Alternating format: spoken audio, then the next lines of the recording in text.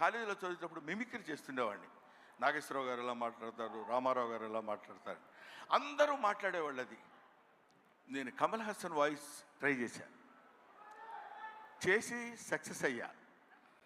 ఇప్పుడు చేద్దామని అనుకుంటున్నా.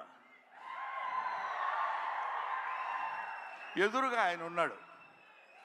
వాళ్ళ అమ్మాయి దగ్గర చేసి చూపించా, శృతి హాసన్ దగ్గర. అచ్చో అబ్బలా మాట్లాడుతున్నారు సార్ అన్నారు. కొంచెం కాన్ఫిడెన్స్ వచ్చింది. ఆ ధైర్యంతో ఇప్పుడు ఈయన ముందు మాట్లాడుతున్నాను.